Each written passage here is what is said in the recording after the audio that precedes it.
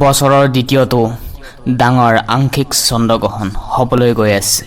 হয়, ২৭ নে ২৮ আগষ্ট, বৃহস্পতিবাৰ নে শুক্ৰবাৰ। এই গ্ৰহণৰ শুভ সময় কেতিয়া?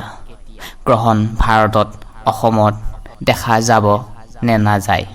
আৰু প্ৰিয় দৰ্শক, এই দিনটোত ৰাখী বন্ধন মানে ৰাখী পূৰ্ণিমাও পৰিছে। গোটেই বিশ্বৰ গ্ৰহণৰ সময়সূচী আমি জানিম এই ভিডিঅ'টোৰ মাধ্যমে। এই গ্ৰহণ কোন কোন জাগাৰ পৰা, লোকেশ্যনৰ পৰা দেখিবলৈ পাব, এই গ্ৰহণ সময়ত কি কৰিব কি নকৰিব, সকলোবোৰ বিস্তাৰিত আমি এই ভিডিঅ'টোৰ মাধ্যমে প্ৰস্তুত কৰিছোঁ। সেয়েহে প্ৰিয় দৰ্শক, এই ভিডিঅ'টো চালে বেলেগ ভিডিঅ' চোৱাৰ প্ৰয়োজন নাথাকিব, ডাউটো নাথাকিব। শিকাই থকা নাই, জাষ্ট পঞ্জিকাত পোৱা তথ্য অনুসৰি আমি আপোনালোকৰ আগত দাঙি ধৰিছোঁ। ২০২৬ চনৰ শেষৰটো গ্ৰহণ হ'বলৈ গৈ আছে ২৮ আগষ্ট, বাৰ হৈছে শুক্ৰবাৰ।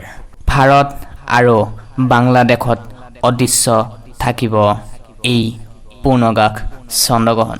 আমেৰিকা কানাডা ২৭ আগষ্টত এই গ্ৰহণ, এই চন্দ্ৰগ্ৰহণ, কিন্তু ভাৰত আৰু বাংলাদেশত এই গ্ৰহণ অদৃশ্য থাকিব। তেনেহ'লে ক'ত ক'ত এই চন্দ্ৰগ্ৰহণ দৃশ্যমান হ'ব? এই গ্ৰহণ লাগিব ইউৰোপ মহাদেশত, আফ্ৰিকা মহাদেশত, ৰাছিয়া, কিছু অঞ্চলে আমেৰিকাত, কানাডাত, এই উত্তৰ দক্ষিণ আমেৰিকা মহাদেশ, গ্ৰীণলেণ্ড, আণ্টাৰ্কটিকা এবং ভাৰত মহাসাগৰ, প্ৰশান্ত আঞ্চলিক মহাসাগৰ। এই দৃশ্যমান হ'ব বছৰৰ অন্তিমটো চন্দ্ৰগ্ৰহণ। প্ৰিয় দৰ্শক, এইখিনিতে আপোনালোকক জনাইছোঁ। ভিডিঅ'টোত ভাল লাগিলে লাইক এটা কৰি দিব। পুনৰ আগতীয়াকৈ সকলো ধৰণৰ ন'টিফিকেশ্যন আপডেট পাবলৈ আমাৰ চেনেলটি ছাবস্ক্ৰাইব কৰি থ'বলৈ একেবাৰে নাপাহৰিব। কাৰণ আমাৰ এই চেনেলটো বহুতো দেৱ দেৱীৰ পূজা অৰ্চনাৰ লগতে সূৰ্যগ্ৰহণ, সূৰ্যগ্ৰহণ, চন্দ্ৰগ্ৰহণ সকলো ইনফৰমেশ্যন আমি দিওঁ।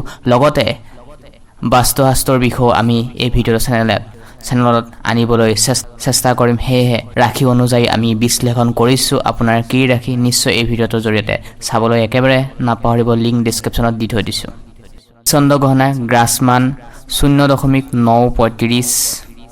এই গ্ৰহণৰ স্থিতিকাল 3 ঘণ্টা 18 মিনিট, উপস্থাপন 5 ঘণ্টা 41 মিনিট আৰু গ্ৰহণ সমাপ্ত হ'ব।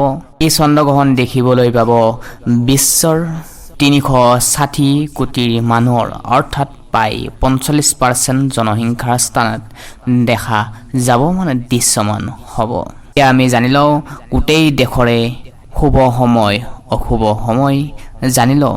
প্ৰিয় দৰ্শক, মইতো অসমৰ পৰা ভিডিঅ' বনাইছোঁ। যিহেতু অসমত ভিডিঅ' চন্দ্ৰগ্ৰহণ নালাগে, তেনেহ'লে আপোনালোকে নাচাব। কিন্তু এটা কথা, এই ভিডিঅ'টো অসমৰ বাহিৰত নপঠিয়াই ইউটিউবে। তথাপিও জনাইছোঁ এই ভিডিঅ'টোৰ জৰিয়তে আপোনালোকক। প্ৰিয় দৰ্শক, এই ভিডিঅ'টোৰ জৰিয়তে আপোনালোকক জনাওঁ যে আপোনালোকৰ ৰাশি অনুযায়ী আমি সম্পূৰ্ণ জীৱন বিশ্লেষণ ইতিমধ্যে আমাৰ প্লে'লিষ্টত বনাই থৈ দিছোঁ, জন্মৰ পৰা মৃত্যুলৈ। তাতে গৈ আপোনালোকে চাবলৈ একেবাৰে নাপাহৰিব।